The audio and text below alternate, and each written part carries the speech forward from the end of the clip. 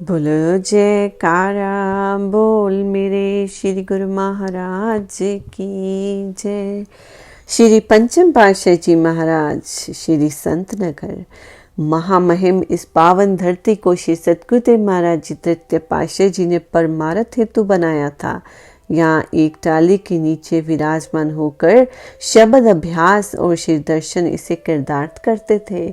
श्री आनंदपुर एवं श्री प्रयागधाम में सेवा कार्य अत्यधिक होने के कारण श्री चतुर्थ पातशाह जी महाराज यहाँ आने का अवसर दे ही न सके, क्योंकि महापुरुष जिस धुर दरगाही मौज एवं साथ लाते हैं उसी के अनुसार कार्य करते हैं। इसलिए इस लंबी अवधि में संत नगर की धरती बाट जोते जोते थक गई। वह टाली भी सूख कर गिर गई और ठूठा मात्र रह गई। अब ये धरती महापुरुषों के आवागमन की व्याकुलता की से पुकार कर रही थी। सतगुरुदेव दाता दयाल जी पंचम पातशाह जी महाराज जी ने इसकी आतुर पुकार को पूर्ण करने के लिए 1970 में इस किरदार्थ करने की मौज प्रकट की। उधर श्री संत नगर में प्रेमी भगत आपके शुभ आगमन का संदेश पाकर हर्ष में झूम उठे। सब स्थानों पर सफाई की जाने लगी। श्री संत नगर के कण कण में बहार आ गई। उस टाली का वृत्तांत जिसका पहले वर्णन हो चुका है, वीरे व्याकुलता की लंबी अवधि से सूख कर गिर गई थी, उसने भी सरसता धारण की। उसकी एक शाखा श्री सतगुरुदेव महाराज जी के शुभ आगमन का सुखद समाचार सुनते ही हरी हो गई। उस गिरे हुए ठूठे में से किसी को ऐसी आशा न थी। दिसंबर सन 1970 में प्रथम बार आपने यहाँ कृपा की और उस टाली के समीप पलंग पर विराजमान होकर यहाँ अमृत प्रवचनों से प्रेमियों को किरदारत किया तथा इसी टाली ने भी नवजीवन प्राप्त किया। जिस धरती पर अथवा स्थान पर संत महापुरुषों का चरण स्पर्श हो जाता है, वह स्थान पूजनीय बन जाता है तथा समय अनुसार महापुरुष अपनी श्री मौज अनुसार परिवर्तन भी करते हैं। सतगुरुदेव महाराज जी ने इस टाली के स्थान पर श्री परमहंस अद्वैत मंदिर का निर्माण करवाने की श्री मौज प्रकट की। ये पूजनीय स्थल अधिक पूजनीय बनने के लिए आतुर हो उठा। श्री सतगुरुदेव महाराज जी ने 16 मार्च 1972 नव संवत विक्रमी बृहस्पतिवार को नीच कर कमलों से श्री परमहंस अद्वैत मंदिर की नींव का उद्घाटन किया तथा 1974 में इसका निर्माण कार्य पूर्ण हुआ।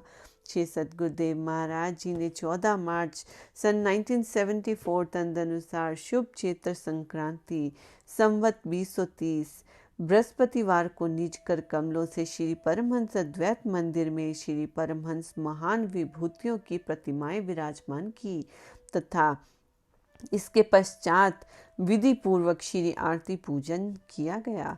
कार्यक्रम के पश्चात आपने श्री वचन फरमाए कि गुरुमुखों संसार में माता पिता सदैव अपने बच्चों का हित चाहते हैं। वह उनके हित एवं सुख के लिए हर संभव साधन जुटाते हैं। वह उनके शरीर के सुख आराम के साधन जुटा सकते हैं, इससे ज़्यादा उनकी समझ नहीं। संत महापुरुषी जीव के सच्चे माता पिता एवं परम हितैषी होते हैं, जो जन्म जन्मांतरों से 84 लाख योनियों से भटकती हुई आत्मा को सच्चा आनंद एवं मोक्ष प्रद प्राप्त करने के लिए ऐसे अनूठे भक्ति के साधन बना देते हैं, जिनको अपनाकर जीव जन्म मरण के चक्र से छूटकर अपने परम पिता परमात्मा से जा मिले और सच्चा सुख तथा शाश्वत आनंद प्राप्त कर सके। इसी हेतु श्री परमहंस अद्वैत मंदिर का निर्माण किया गया।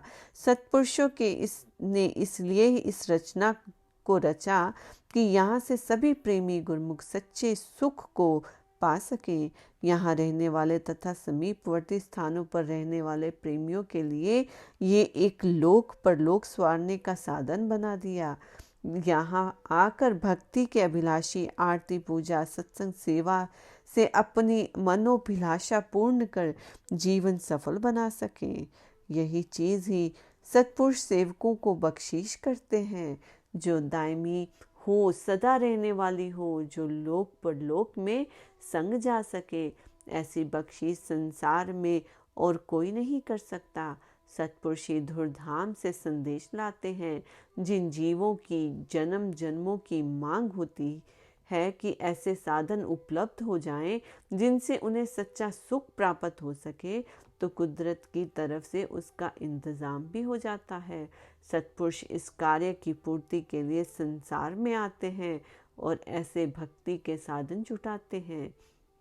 जैसे कि सभी गुरुमुख प्रत्यक्ष देख रहे हैं कि ये गुरुमुखों की खुशकिस्मती है कि घोर कलयुग में भी मनुष्य जन्म की प्राप्ति हर गुरुमुख का कर्तव्य बन जाता है कि अधिक से अधिक समय इन नियमों का पालन में लगाएं।